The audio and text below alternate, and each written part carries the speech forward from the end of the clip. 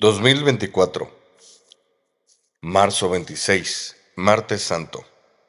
Evangelio de nuestro Señor Jesucristo según San Juan, capítulo 13, versículos del 21 al 33 y del 36 al 38. En aquel tiempo, cuando Jesús estaba a la mesa con sus discípulos, se conmovió profundamente y declaró: Yo les aseguro que uno de ustedes me va a entregar.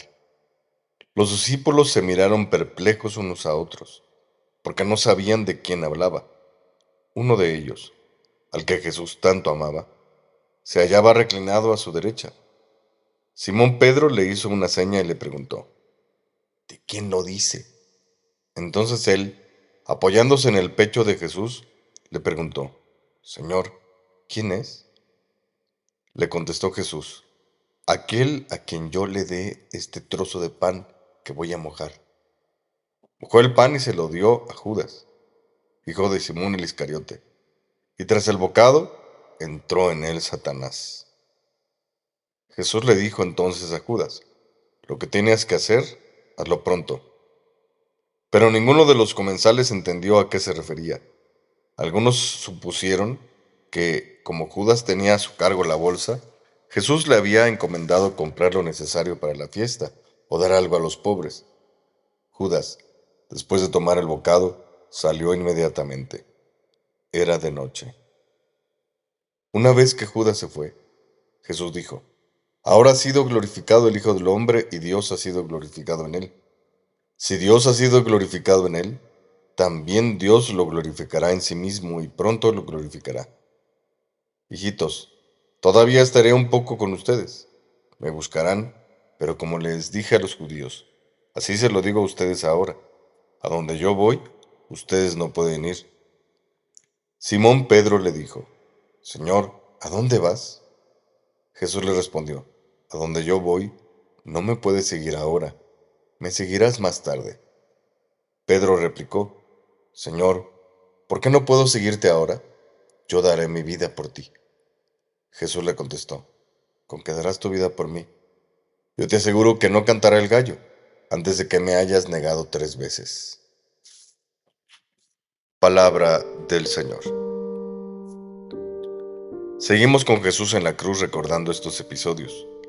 Aquí 2 personajes muy importantes cuyas actitudes nos dicen mucho. 2 heridas diferentes en el corazón de Jesús, pero al fin y al cabo 2 heridas.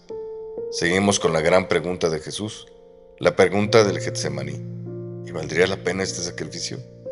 ¿Lo habrían de aprovechar? Con estas 2 heridas probablemente nos encontramos en los 2 sufrimientos que Jesús padeció fuertemente. Ya hemos dicho que hubo 3 sufrimientos en la cruz: los físicos, que meditaremos el viernes, los intelectuales y los espirituales. Aquí vemos un ejemplo de la intelectualidad torturada. Nuestra razón siempre necesita un sentido para poder funcionar. Es decir, la razón siempre busca un porqué y un para qué. En medio del sufrimiento probablemente estas son las 2 primeras preguntas que nos vienen a la mente. ¿Por qué este sufrimiento? ¿Qué he hecho yo para merecerlo? ¿Para qué? Jesús se había preguntado a su nivel. Él sabía por qué. Sin embargo, ese por qué era ambiguo, porque de todos modos él no merecía ese sufrimiento. Esto nos tocaba a nosotros. En otras palabras, sufre una injusticia. Pero bueno, eso es superable porque el amor a veces es injusto. Por salvar a los culpables se entregó al inocente. Su amor alcanzaba para esto. Pero luego, ¿para qué? Porque si él iba a sufrir esto, se encontró con estos 2. Y si Jesús sabía, y aquí da muestras de saber lo que estos 2 lo iban a traicionar, que Judas lo iba a entregar y le iba a valer, y que además no se iba a arrepentir, sino que se iba a quedar en el remordimiento, y que iba a agregar a su pecado el pecado de suicidio. Y si sabía que Pedro, la cabeza de su iglesia, lo iba a negar, aunque sabía que Pedro se iba a arrepentir, lo cual vale, pero no es lo mismo arrepentirse que ser fieles siempre. Si lo sabía de ellos, lo sabía de ti, lo sabía de mí. Entonces, en su mente, al suponer nosotros que Jesús en la cruz estaría recordando a estos 2, no te vería a ti, no me vería a mí. ¿Vería nuestras traiciones? Porque afrontémoslo. Hay dos tipos de traicioneros, los que se arrepienten y los que no. Los que se arrepienten y los que no les importa. Y esos traicioneros somos tú y yo. Nosotros lo traicionamos, tú y yo. Somos igual que Pedro, somos igual que Judas. Nosotros lo traicionamos. Y si me preguntas a mí, la única diferencia entre Pedro y Judas es que Pedro se arrepintió. Pero es como en el americano. Si el corredor es detenido después del 1º y 10, probablemente no anotó el touchdown, pero los comentaristas siempre lo dicen. Pero el daño está hecho. Esas yardas ya se avanzaron. Esa traición ya se perpetuó. Ambos clavaron la daga. Uno la desclavó, pero antes ya la había clavado. Si pensamos en el sufrimiento causado, los dos lo causaron. Uno intentó consolar al niño, pero la cachetada se la dieron ambos. Entonces debemos pensar en 3 cosas aquí. Primero y primordial, somos traicioneros todos. No hay uno que no. Y no nos sentamos tan distintos de Judas en este punto. Igual le fallamos. Debemos arrepentirnos como Pedro, mínimo. Pero podríamos ser como Juan y mejor no traicionar a Jesús.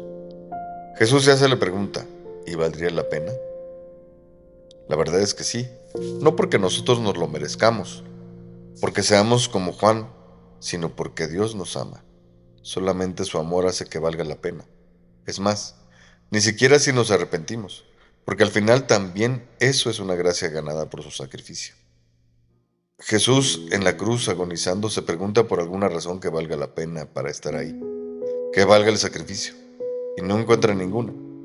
Está solo su amor lo tiene ahí, no baja de la cruz.